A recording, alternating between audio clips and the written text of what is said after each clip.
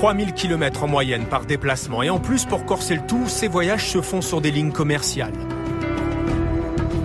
Sympa, ce qui attend notre rookie. Mais l'Amérique, de son côté, va découvrir le bagage technique de Juninho. Une arme absolue qui, elle, a toujours su bien voyager. Qui n'a pas vu un coup franc de Juninho?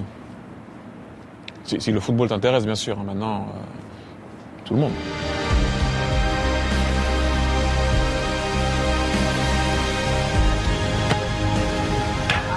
À l'entraînement, les coéquipiers ont très vite fait la connaissance de l'artiste. Quant aux gardiens, pour eux, c'est déjà l'enfer. Quand on voit les images et quand on l'observe, on remarque qu'il ne vient pas pour frapper la balle le plus fort possible. Il la frappe avec un dosage particulier et une position du pied particulière. C'est pas un intérieur de pied, c'est un mélange de coups de pied intérieur de pied très particulier. Entre la passe et ici. C'est le seul à pouvoir frapper comme ça. J'arrive pas à le faire et j'ai pas croisé beaucoup de gens qui arrivent à faire la même chose. Je vais pas essayer, j'ai jamais essayé d'ailleurs, parce que, à mon avis, je sais pas comment je vais sortir de là, mais voilà, ce qu'il fait, c'est n'importe quoi, c'est pas normal. Moi, j'ai essayé de le faire, mais vous pouvez même pas. Vous allez même pas me passer le mur, tout ça, alors que lui, en plus, il donne de la force. J'essaie de frapper fort, ici, du bas à haut. Je lâche ma jambe complètement, pour que le ballon il puisse prendre une vitesse et après tomber derrière le mur. Il est capable de frapper fort et de façon précise, de façon constante, sans qu'il y ait beaucoup de ratés. C'est le seul au monde. Pour moi, c'est le meilleur frappeur de coups francs au monde.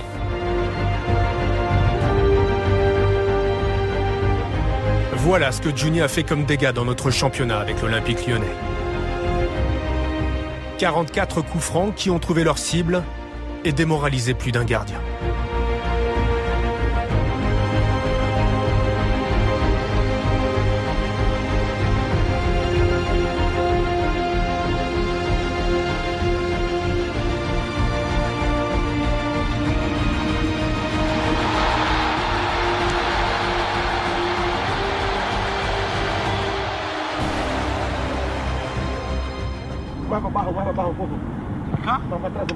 Pendant les entraînements spécifiques à Lyon, c'était le gardien remplaçant qui servait de cobaye. Vercoutre. À l'époque, à Lyon, c'était Rémi Vercoutre, ouais.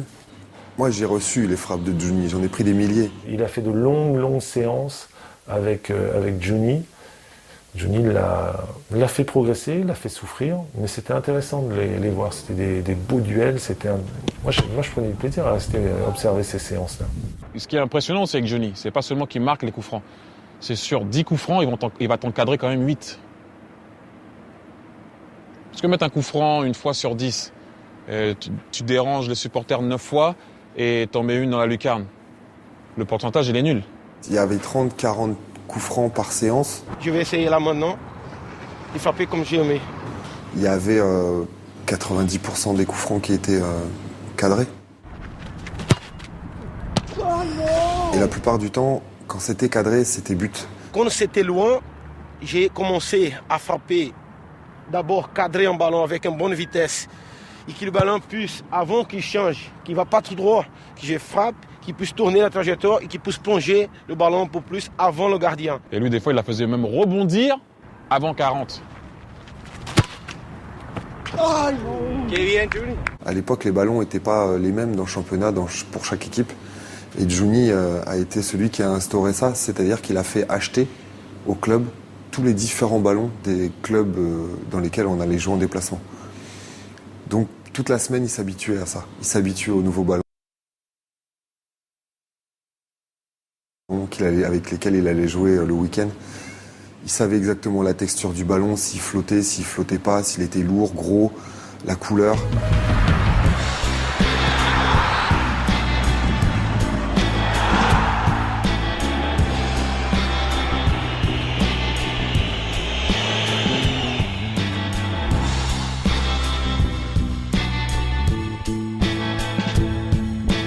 I was standing behind him when he was taking it before, and just the way it moves, the goal, you see the goalie, he doesn't know where it's coming, and it just... Lorsque vous avez un joueur comme ça, c'est tu es le patron, tu prends le ballon, je ne veux personne autour de toi, et tu frappes.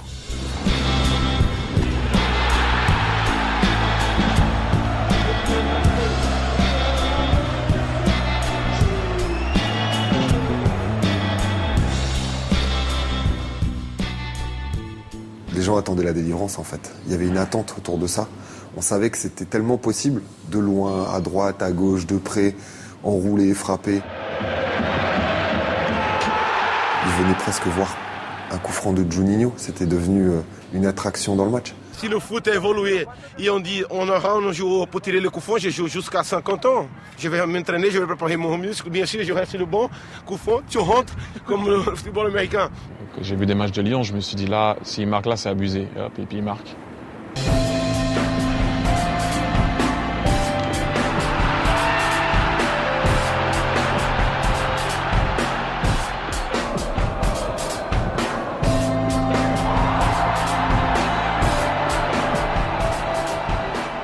Il y avait faute à 20 mètres.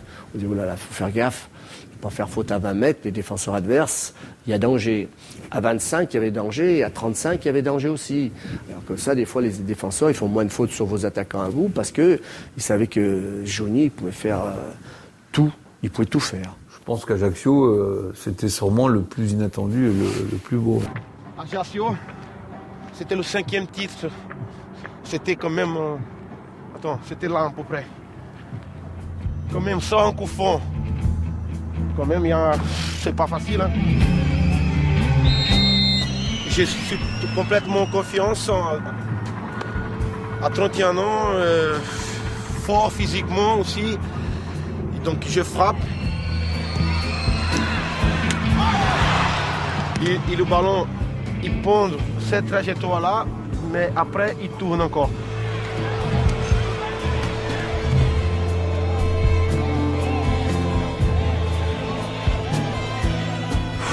Une frappe, elle partait, une fois qu'elle était partie et qu'elle était cadrée, on savait que le gardien, ça serait très difficile pour lui. Il l'a fait flotter, il l'a fait voler. Non, c'était incroyable. Et là, c'est Karim, je me souviens bien, parce que c'est Karim qui est là. Il commençait à jouer beaucoup à cette époque. Il faisait comme ça après que je marque. Il y a un autre aussi que j'adore, c'est contre le Bayern.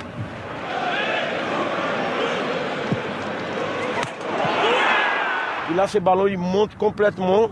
Et Oliver Kahn, quand il essaye d'aller, c'est déjà trop tard. Et c'est marrant parce qu'il y a le petit derrière, le ramasseur de balle derrière, qui quand le ballon il part, il va tellement haut qu'il fait comme ça, derrière le but. Il pense que le ballon il va sortir. Et là, le ballon tombe. Après, il y a ce but magnifique contre le Barça aussi, parce que c'est la même frappe. Par contre, c'est à côté.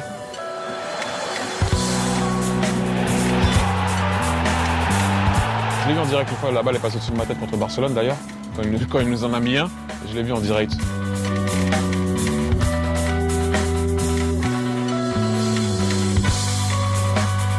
Johnny, il marque un coup franc, la première personne qui venait voir sur le banc de touche, c'était moi.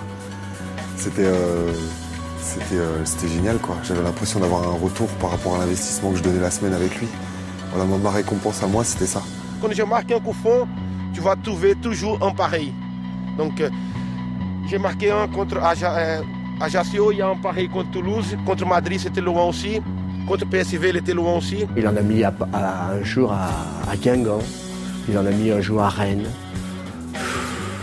Pour moi, de l'histoire, j'ai jamais vu un mec tirer des coups francs comme lui. Pour moi, de l'histoire, c'est le meilleur. Et de loin, très loin. Tu n'arrives pas à un niveau haut sans travailler. C'est impossible, c'est impossible. Tu peux avoir vraiment le talent, mais si tu ne travailles pas, c'est pas possible. Le retour à Manhattan à seulement 5 heures du match contre Philadelphie. On retrouve le travailleur, le perfectionniste chez lui.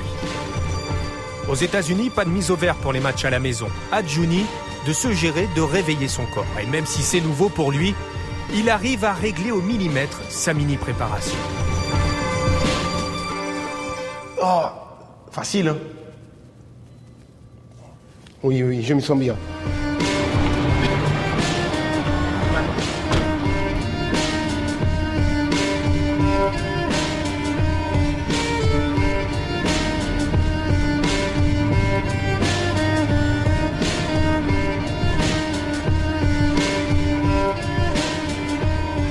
La dernière fois, il ne m'a pas laissé rentrer. Il m'a demandé qu'est-ce que j'allais faire, donc j'ai dit je vais essayer de jouer. C'est bizarre à expliquer parce que c'est quelqu'un de généreux, mais quand on approche des matchs, il a besoin de se recentrer sur lui, il a besoin de s'occuper de sa petite personne par souci d'avoir une très bonne préparation.